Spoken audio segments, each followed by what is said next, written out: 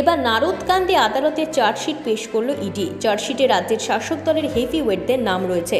সূত্রের খবর অনুযায়ী রাজ্যের মন্ত্রী ফেরহাদ হাকিম এবং সুব্রত মুখোপাধ্যায়ের পাশাপাশি কামারহাটি বিধায়ক মদন মিত্র এবং প্রাক্তন মেয়র শোভন চট্টোপাধ্যায়ের নামেও চার্জশিট জমা পড়েছে আদালতে। এর পাশাপাশি প্রাক্তন আইপিএস অফিসার SMH মির্জার নামেও নারদা মামলায় চার্জশিট দিয়েছে ইডি। সূত্রের খবর অনুযায়ী খুব শীঘ্রই হেভিওয়েট দুই মন্ত্রীর পাশাপাশি মোট 4 জন আদালত থেকে সমন পাবেন। প্রসঙ্গত উল্লেখ করা যেতে পারে, গত মে মাসে হেভিওয়েট এই 4 জনকে নারদ মামলায় গ্রেফতার করেছিল সিবিআই। গ্রেফতারের ঘটনাকে কেন্দ্র করে ব্যাপক চাঞ্চল্য ছড়িয়েছিল রাজনৈতিক মহলে। রাস্তায় নেমে তৃণমূল সমর্থকেরা গ্রেফতারের প্রতিবাদ জানিয়ে সরব হয়েছিল। সিবিআই দফতর নিজাম প্যালেসের সামনেও বিক্ষোভের আঁচ ছড়িয়ে পড়েছিল। কয়লাকাণ্ডে ইডির ডাক ফিরিয়ে দিলেন অভিষেক বন্দ্যোপাধ্যায়ের স্ত্রী রুজিরা বন্দ্যোপাধ্যায়। তদন্তকারী অফিসারদের তিনি জানিয়ে দিয়েছেন দিল্লি গিয়ে তাঁদের মুখোমুখি হতে পারবেন না। প্রসঙ্গত বুধবার কয়লাকাণ্ডে জিজ্ঞাসাবাদের জন্য ইডির তরফ থেকে তলব করা হয়েছিল রুজিরা বন্দ্যোপাধ্যায়কে। গত 18 অগস্ট তাকে অভিষেক বন্দ্যোপাধ্যায়কে চিঠি দিয়ে হাজিরার কথা জানানো হয়। এই প্রসঙ্গে তদন্তকারী সংস্থার অফিসার সুমত প্রকাশ জৈনকে চিঠি দিয়ে রুজিরা জানান, আমি 2 শিশুর মা। প্যান্ডেমিক আবহে একা দিল্লি যাওয়া আমার 2 শিশু সন্তানও আমাকে যথেষ্ট ঝুঁকিতে ফেলতে পারে। আপনারা আমার কলকাতার বাড়িতে এসে আমাকে জিজ্ঞাসাবাদ করুন, সেটা আমার জন্য সুবিধাজনক। কলকাতায় আপনাদের অফিসও আছে। আমার মনে হয় যে বিষয়ে আপনারা জিজ্ঞাসাবাদ করতে চান সেটি পশ্চিমবঙ্গের বিষয়। পাশাপাশি তিনি তদন্তের সহযোগিতার আশ্বাসও দেন।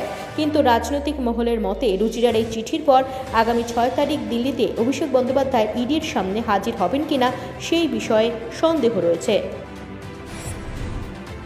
রাজ্য জুড়ে পালিত হচ্ছে পুলিশ দিবস। গত বছরই করোনা আবহে পুলিশ দিবসের কথা ঘোষণা করেছিলেন রাজ্যের মুখ্যমন্ত্রী মমতা বন্দ্যোপাধ্যায়।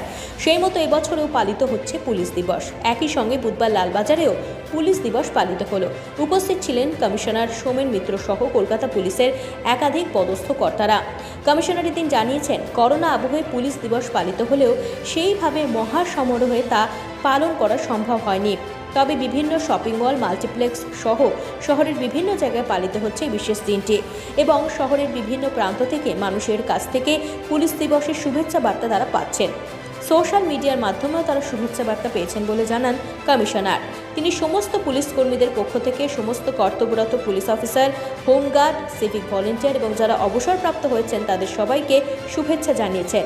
পাশাপাশি কমিশনার জানিয়েছেন, যেহেতু এখনও করোনা চলছে তাই মানুষ যেন অতি সজাগ এবং সতর্ক থাকেন।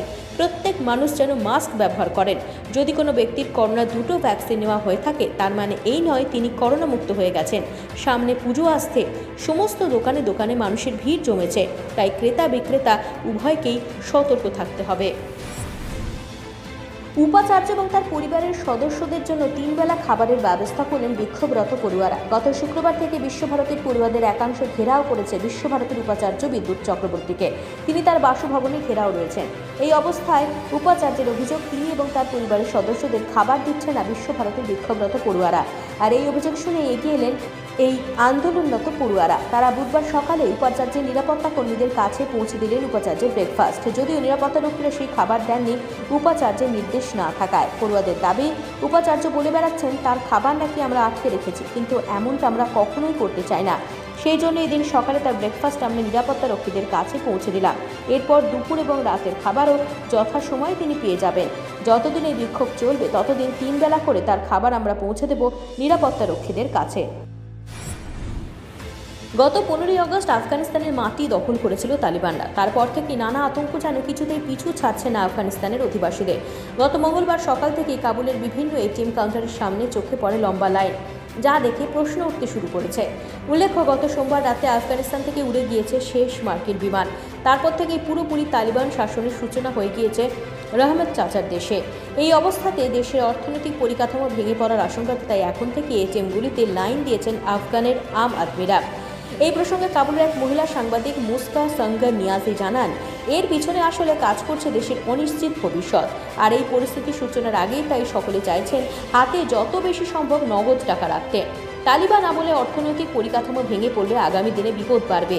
শুধু অর্থনৈতিক পরিকাঠামোই নয়, তালিবানদের শাসনে মহিলাদের যে কি ভয়ানক অবস্থা হয় সেই সম্বন্ধে বলতে গিয়ে মুস্কা সঙ্গা নিয়াজি বলেন, রাস্তায় কোনো মেয়েই আর একা বের হতে পারছে না, তবু হার মানতে রাজি নন তারা। তার কথায় আমি কাবুলে আছি, তবু আমি মুখ খুলছি, কেননা আমি চুপ করে বসে থাকতে চাই না। আমরা ভবিষ্যৎ নিয়ে ভয় পাচ্ছি, আতঙ্কিত হয়ে আছি। তালিবানদের কাছে আমাদের প্রশ্ন, মহিলাদের কি পড়তে দেওয়া হবে না? আমাদের কি কাজ করতে দেওয়া হবে না? হিজাব পড়তে সমস্যা নেই আমাদের, কিন্তু আমাদের যেন কাজ করতে দেওয়া হয়। তালিবান হামলার পর আফগানিস্তানের প্রেসিডেন্ট পদ ছেড়ে দেশ থেকে পালান আশরাফ গানি। জো বাইডেনের সঙ্গে তার শেষবারের সেই ফোনালাপ এবার ফাঁস হলো সংবাদ মাধ্যমে। তাতে যা উঠে এলো তা রীতিমতো চাঞ্চল্যকর। রয়টার্স সূত্রে জানা যাচ্ছে, গত 23শে জুলাই আফগান প্রেসিডেন্ট আশরাফ গানি বাইডেনকে জানিয়েছিলেন, পাকিস্তান থেকে হাজার হাজার জঙ্গি আফগানিস্তানে ঢুকছে, তালিবান গোটা দেশের দখল নিতে তৈরি হচ্ছে, আর এর পেছনে পাকিস্তানের পূর্ণ মদত রয়েছে। উত্তরে কি বলেছিলেন বাইডেন? রয়টার্সের খবর অনুযায়ী বাইডেন গানিকে এই জঙ্গি নাশকতার কথা দেশের মানুষের কাছে চেপে যাওয়ার পরামর্শ দিয়েছিলেন। বলেছিলেন, তালিবানকে আটকানোর পরিকল্পনা সরকারের রয়েছে, দেশের মানুষকে সেটাই বোঝাতে হবে, আসল কথা বুঝতে দেওয়া চলবে না। যদিও বাইডেন গানির সেই 14 মিনিটের কথোপকথনে এটুকু পরিষ্কার যে আফগানিস্তানের ক্ষমতায় তালিবান আসবে তা কল্পনাও করতে পারেননি দুজনের কেউ। সেদিনও বাইডেন আফগান প্রেসিডেন্টকে আশ্বাস দিয়েছিলেন আমেরিকা তাদের পাশে আছে, কিন্তু সেই কথোপকথনের কয়েক সপ্তাহের মধ্যেই আফগানিস্তানের সরকার পড়ে যায়, কাবুল দখল করে নেয় তালিবান, পালিয়ে যায় আশরাফ গানি। করোনা টিকা অভিযানে আরও গতি আনতে গুগল তার পরিষেবায় বেশ কিছু নতুন ফিচার যোগ করেছে। চলতি সপ্তাহতেই গুগল ম্যাপস, গুগল অ্যাসিস্ট্যান্ট এবং সার্চ ইউজারদের কাছাকাছি কোভিড টিকা কেন্দ্রের বিস্তারিত তথ্য অন্তর্ভুক্ত করবে। ভ্যাকসিনের প্রাপ্যতা এবং অ্যাপয়েন্টমেন্ট সম্পর্কে রিয়েল টাইম তথ্য প্রদানের জন্য ভারতের কোউইন পোর্টাল থেকে এপিআই সিস্টেমের মাধ্যমে এই পরিষেবাটি চালিত হবে। গুগল থেকে প্রাপ্ত তথ্য অনুযায়ী সারা দেশে 13,000-এরও বেশি জায়গায় এই পরিষেবার সুবিধা পাওয়া যাবে। যে তথ্য প্রদান করা হবে তাতে প্রতিটি কেন্দ্রে অ্যাপয়েন্টমেন্ট স্লটের বিস্তারিত তথ্য অন্তর্ভুক্ত থাকবে এবং একই সঙ্গে নিকটবর্তী কেন্দ্রে কোনো ভ্যাকসিনের প্রাপ্যতা রয়েছে এবং সেই সঙ্গে ভ্যাকসিনের কোন ডোজ দেওয়া হচ্ছে তারও বিস্তারিত তথ্য ইউজাররা জানতে পারবেন এই পরিষেবার মাধ্যমে। এখানে একটি বিষয় খেয়াল রাখা গুরুত্বপূর্ণ, ভ্যাকসিনের স্লট বুকিংয়ের জন্য টিকা গ্রহীতাকে কোউইন পোর্টালে রেজিস্ট্রেশন করা বাধ্যতামূলক।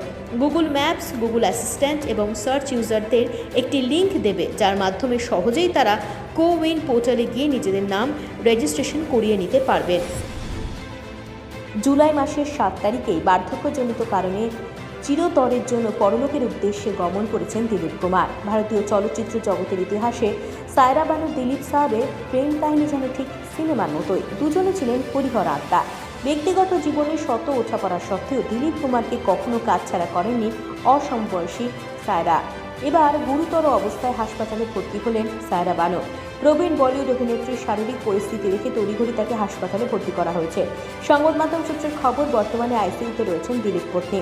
গত 3 দিন ধরেই ব্লাড প্রেশার নিম্নমুখী সায়রা বানুর, আর বার্ধক্যজনিত সমস্যার মাঝে রক্তচাপের ওঠা নামাতে বেজায় অসুস্থ হয়ে পড়েছিলেন অভিনেত্রী, যার জেরে তড়িঘড়ি মুম্বাইয়ের হিন্দুজা হাসপাতালে ভর্তি করা হয় সায়রা বানুকে দিন 2 আগে। তবে বুধবার দুপুরে পরিস্থিতি এতটাই বেগতিক দেখেন যে চিকিৎসকেরা তাকে আইসিইউতে স্থানান্তরিত করার সিদ্ধান্ত নেন।